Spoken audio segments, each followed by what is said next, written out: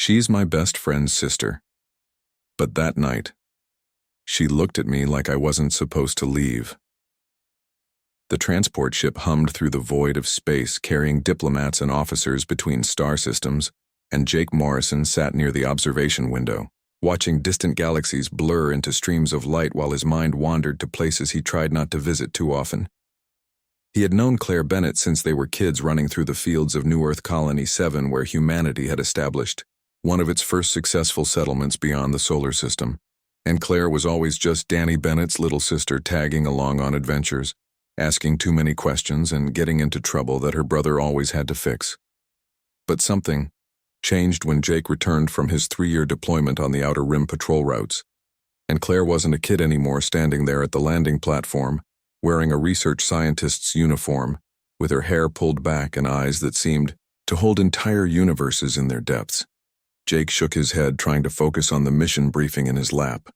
but the words kept blurring together because all he could think about was last night at the farewell party when Claire had found him, on the garden terrace of the embassy building on Mars Station, looking out at the rust-colored landscape below. The party inside had been loud with music and laughter, as officers and diplomats celebrated another successful treaty negotiation with the Vorian Alliance, a species of tall, elegant beings with silver skin and eyes like liquid mercury who had initially viewed humans as primitive and barbaric until they saw what humanity could accomplish when pushed to the edge Jake had needed. Air needed space, needed to clear his thoughts about returning to Deep Space Patrol for another 2 years,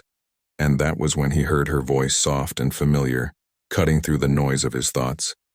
She had walked up beside him carrying 2 glasses of something blue and sparkling that the Vorians had brought as a gift, and she handed him one without saying anything at first.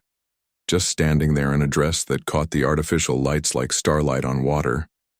They talked for hours, about everything and nothing, about Danny's promotion to captain, about Claire's research into alien botanical systems, about how strange it felt that humanity had gone from barely reaching their own moon to negotiating treaties with species from across the galaxy in just under 2 centuries, and then somewhere between the 2nd hour and the 3rd, the conversation had shifted into something else, something that made Jake's heart beat faster and his hands grip the railing tighter because Claire was looking at him with an expression he couldn't quite name, but felt in every nerve ending. She had stepped closer, close enough that he could smell whatever perfume she wore, something that reminded him of the night-blooming flowers that grew on New Earth, and her voice had dropped to almost a whisper when she said that she didn't want him to leave again, that 2 years felt like forever, and that she had waited long enough for him to see what was right in front of him. Jake remembered the way his breath had caught in his throat, the way every logical thought had fled his mind because Danny was his best friend, had been since they were 8 years old. And there were rules about this kind of thing. Unspoken codes that men followed, about sisters and boundaries and not crossing lines that couldn't be uncrossed. But Claire had reached up and touched his face, her fingers cool against his skin, and asked him if he was really going to let fear and some outdated sense of loyalty stop him from admitting what they both knew had been building for years beneath the surface of every conversation, every glance, every moment they had shared. He should have stepped back, should have made some excuse about the late hour and early departure time, should have done anything except what he did, which was lean down and kiss her like she was oxygen, and he had been suffocating in the vacuum of space for far too long. The transport ship shuddered slightly, pulling Jake back to the present, and he realized his hands were gripping the armrests hard enough to hurt, and a junior officer across the aisle was giving him a concerned look that he waved off with a forced smile. The problem was that kissing Claire had felt like coming home after a lifetime of wandering,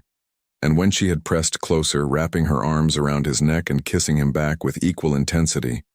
he had known with absolute certainty that he was completely and irrevocably in love with his best friend's little sister. They had pulled apart eventually, gasping for air and staring at each other with expressions caught between wonder and panic, and Claire had laughed that bright, clear laugh that he had loved since they were kids, and told him that she had wanted to do that since she was 16, and he had shown up at their house in his new uniform looking like some kind of hero from the stories. Jake had opened his mouth to respond, to say something meaningful or romantic, or at least coherent, But before he could find the words, Danny had appeared in the doorway, calling for Claire, saying their parents were looking for her, and Jake had frozen like a criminal caught in the act. Claire had squeezed his hand once hard enough to bruise and whispered that they would figure it out, that he needed to trust her. And then she had walked back inside, leaving him standing there feeling like his entire world had shifted on its axis. The rest of the night had been a blur of saying goodbye to colleagues and trying to avoid Danny's knowing looks because his best friend might not have seen the kiss. But he definitely noticed something was different in the way Jake couldn't stop watching Claire across the crowded room. And now Jake was on a transport heading back to deep space for 2 years of patrol duty, through sectors where communication delays could last weeks or months, and Claire was back on Mars Station continuing her research, and he had no idea what happened next. His communicator buzzed and Jake's heart jumped before he saw it was just a routine message about arrival times and docking procedures, and he felt ridiculous for hoping it might be Claire, even though she had promised to send a message before he left comm range. The truth was that humanity had reached the stars, had built ships that could cross light years in weeks, had made alliances with alien species that defied imagination, and yet Jake Morrison couldn't figure out how to tell his best friend that he was in love with Danny's sister. He thought about the Vorian ambassador who had given a speech at the party about how humans were unique among the species they had encountered, because humans loved with a ferocity and loyalty that bordered on reckless, and how that same quality made them dangerous enemies but invaluable allies. Maybe that was true.